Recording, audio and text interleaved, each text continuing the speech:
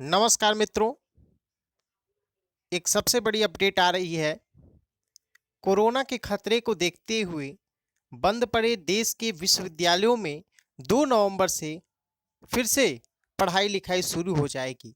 मतलब कि जितने कोरोना की वजह से जितने भी हमारे विश्वविद्यालय बंद कर दिए गए थे, उसमें ऑफलाइन शिक्षण कार्य बंद कर दिया गया था, वो फिर से 2 नवंबर से प्रारंभ हो जाएंगे। यानी कि 2 नवंबर से ऑफलाइन कक्षाएं अगर विश्वविद्यालय चाहता है अपने कैंपस में चलाना, संचालित करना, तो विश्वविद्यालय संचालित कर सकता है। साथ ही साथ उसको कुछ सुरक्षा गाइडलाइन का पालन करना होगा, जो कि यूजीसी 1 नवंबर के पहले कभी भी जारी कर सकता है। साथ ही साथ ये भी एक अपडेट आ रही है कि विश्वविद्यालयों में ऑफलाइन कक्षाएं कुछ इस तरह से चलेंगी कि मान लीजिए कि किसी भी कोर्स में जितने भी स्टूडेंट्स इनरोल्ड हैं, जैसे मान लीजिए हमने बीएससी लिया, उसमें 300 स्टूडेंट पढ़ रहे हैं, तो एक बार में 150, यानी कि कुल छात्र का आधा एक बार में क्लास ले सकता है। साथ ही साथ यह भी यूजीसी जो भी सुरक्षा गाइडलाइन है वो जल्द ही जारी करेगा।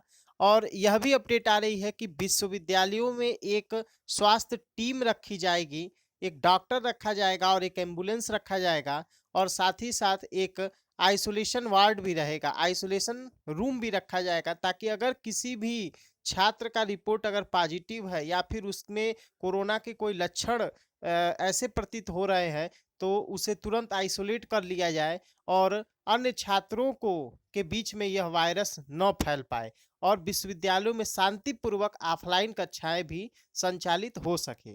इसके साथ ही विश्व यूजीसी ने इसके पहले सितंबर में ही एक एकेडमिक कैलेंडर जारी कर दिया था, जिसमें कि 1 नवंबर से नए सत्र का संचालन करने का गाइडलाइन आया था, ऐसा निर्देश मिला था। तो उसको भी यहाँ पे उस प्रोटोकॉल, उस नियम को भी फॉलो किया जाएगा और 1 नवंबर से नए सत्र का संचालन भी कर दिया जाएगा।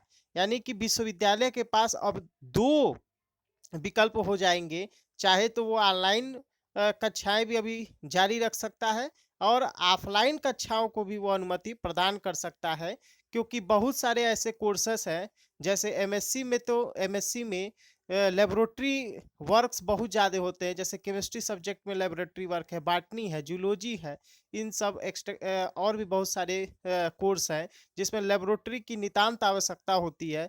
तो विश्वविद्यालय लेबोरेटरी वर्क्स भी प्रारंभ कर देगा और ऑफलाइन कक्षाएं भी संचालित कर सकता है।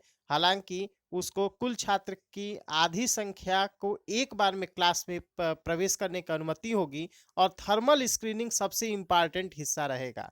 कोई भी छात्र, कर्मचारी या शिक्षक, सबकी थर्मल स्क्रीनिंग होगी और उसके बाद ही उसे विश्वविद्यालय में प्रवेश करने की अनुमति प्रदान की जाएगी। तो अब तक की सबसे बड़ी अपडेट यही है कि 2 नवंबर से फिर से विश्वविद्यालय परिसर में पठन पाठन का प्रक्रिया प्रारंभ हो जाएगा और ऑफलाइन कक्षाओं को अनुमति प्रदान कर दी गई है। और जो भी सुरक्षा गाइडलाइन यूजीसी द्वारा जारी किया जाएगा, वो 1 नवंबर के पहले आ जाएगा। मैं उस गाइडलाइन को भी आपके साथ शेयर कर दूंगा। तब तक के लिए आप सभी का धन्यवाद।